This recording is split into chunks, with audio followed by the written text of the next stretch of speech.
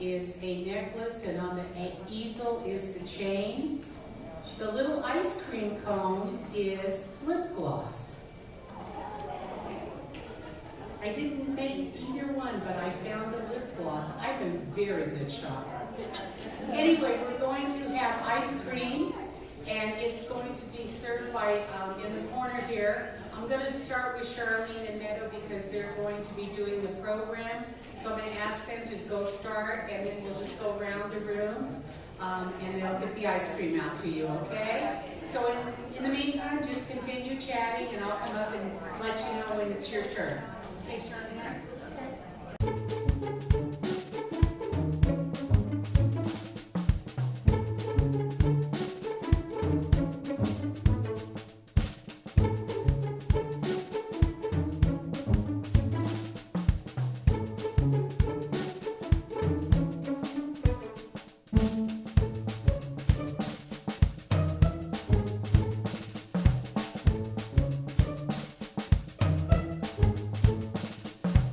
Like me, and nobody reads anything.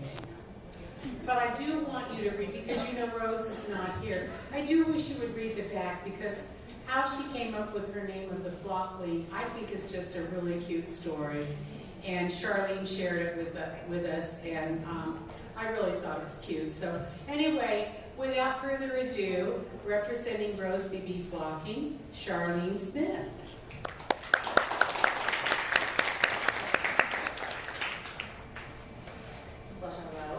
To Ice Cream Social and April's Talent Time.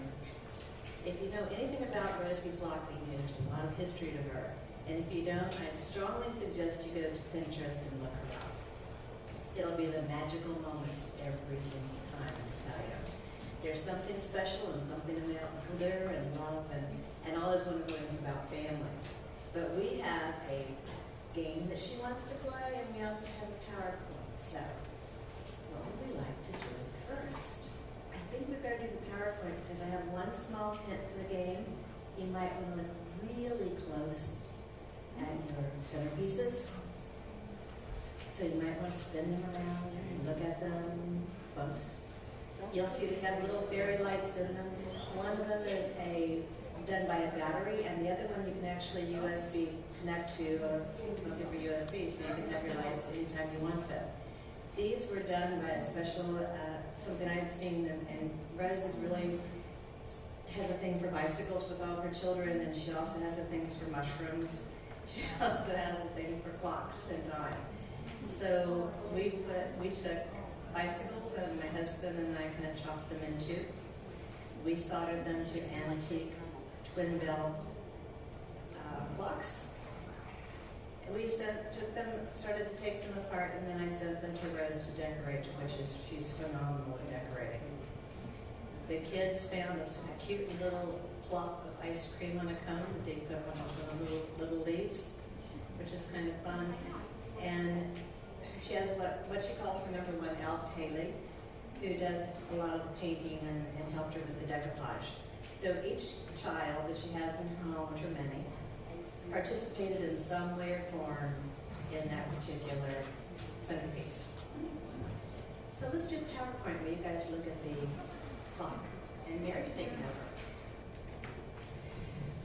How Peregrine, and I know it says Peregrine, but the way she wants it pronounced is Peregrine. And Peony came to live in Arabella's garden. Sometimes everything about your life can change in a moment and without your permission. And that's exactly what happened to Peregrine and Peony, two shoo-hoos busy about minding their gardens and living their life as happy little shoo-hoos do. Peregrine and Peony are avid gardeners and arborists. They take their work very seriously. Being cousins to the crickets and second cousins to the hobbits, they prefer the peaceful fertile meadows rather than the cricket's deep forest home. But Peony never hesitates to gather wild berries and fern fronds when visiting the crickets. She brings back wagons full to make jam make into jam to store in their pantry for any woodland creature who might become hungry over the long winter. Shoo-hoos are well known for always finding humor in goodly things. However, they never laugh at misfortune, whether it be theirs or someone else's. Instead, they temporarily straighten their smiles and become somber-minded until their problem is fixed to the best it can be. Then back to smiling and their gardening they go. The ruddy glow that blushes their cheeks bespeaks their cheerful lifestyle, which is generously sprinkled with ample sleep times between chores. Scheduled naps are faithfully followed by all. Peregrine, and Peony are no exception. But one summer night, the unimaginable happened. A gigantic snow cloud ominously descended upon their gentle, peaceful meadow.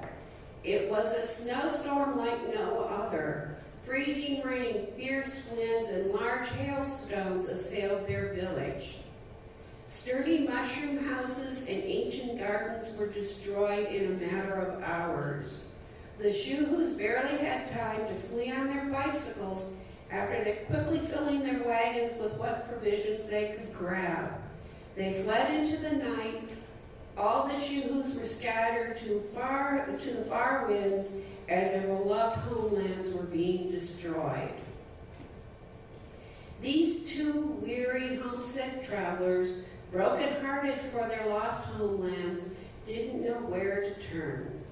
They were out of food by now, and their cheerful smiles bore a sad, painful twinge.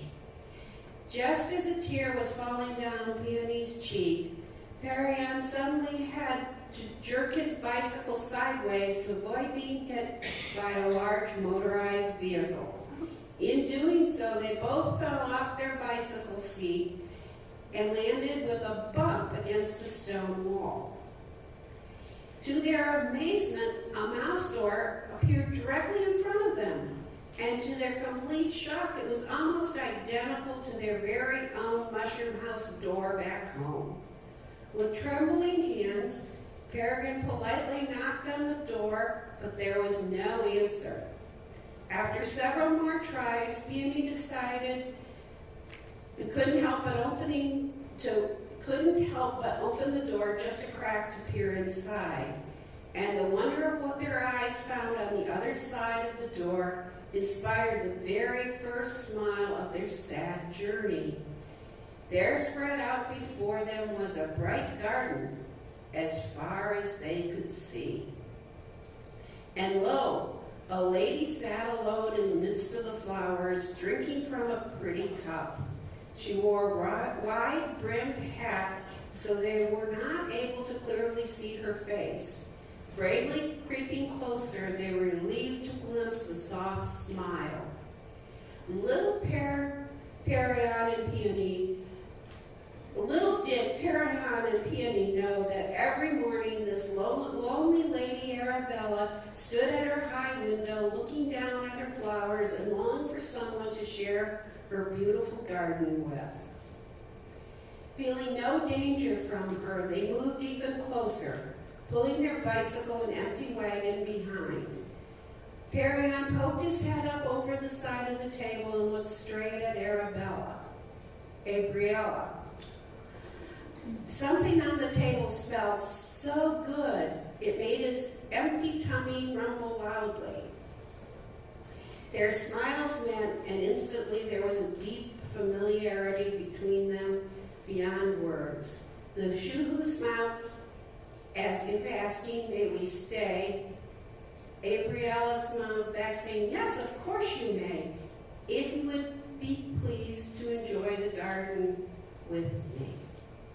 And of course they did. As they shared their first breakfast of many in the garden together, a strong bond between them was born.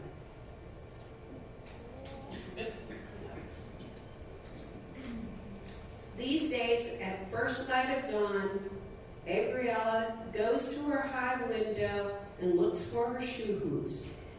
They can always be found tending to the roses or merely picking peaches for the breakfast.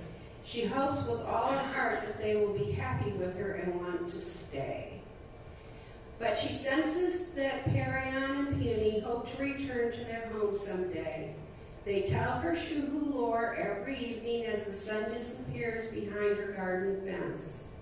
She treasures their stories and writes every one of them down in her journal before turning out the last lamplight, then tucks the book under her pillow, hoping to visit the Shuhu homelands in her dreams.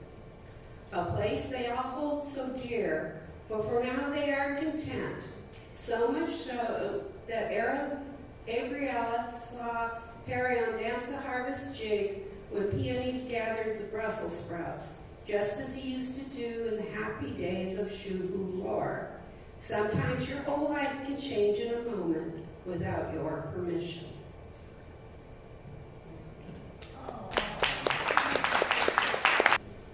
Rose actually sent me something else that showed a little bit about her family and all of her gazillion grandchildren. It's a huge family. There's 11 children in the family and a lot of children, and most are adopted. And you'll see at like our table we have some cute little leaves. And her number one elf, Haley, makes those, and she sells those in order to get more products to do some other fun things that she can do with the dolls, which is kind of fun. So I think I'll give this to Meadow. She can play your game. I hope you guys have paid really good attention to your centerpieces.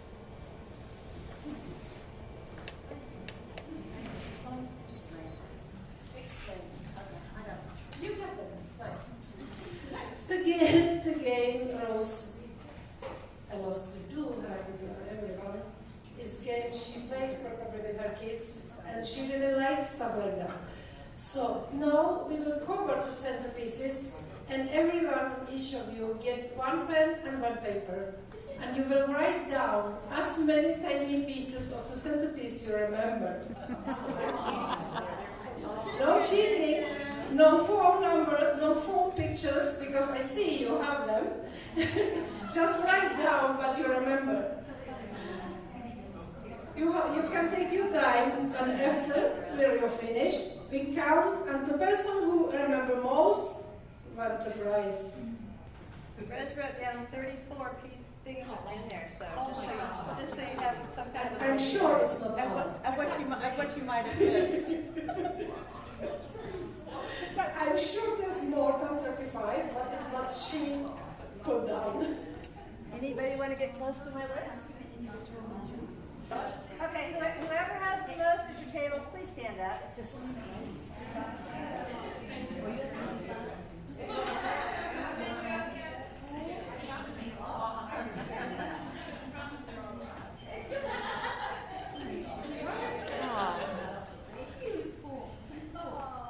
We're not even going to make you prove it.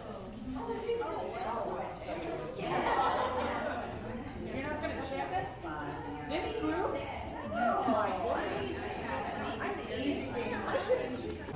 Okay, hostesses, if you will, Shirley, are you in the room? Okay. If you will collect your tickets for the doll and go back, Shirley will pass them out to you. And if you're interested in the centerpiece, there were tickets on your table. If you would put your name. Dodie, you want to go around and collect them, please? Karen, did you have that bowl still? Or you could just get a cup, that's okay. Charlene, to tell you, wait for everyone to get this, please. I'm excited. Second one of Rose's 14-inch dolls. I got tuppence last year. Ready to see Gabriel? Are you ready? Are you excited? Okay, go. So There's excited one little thing I now. want to show you about that's inside the bag. It's a small little journal. And we made those, and I asked her to please sign them, so they all signed them inside of them. Really special of that she did for me. So you can open them. Allison, look at the nice pattern. It's gorgeous. Paris, Expedition, the Eiffel Tower. Yes, a real must have European roots. Oh, I'm sorry. Oh my gosh. Okay. Oh, Allison, look at her. Sure. Oh my word, is She's just better than ice cream? Look at her. she's beautiful. Do you want me to take her hat up so you can see how pretty she is? Wow.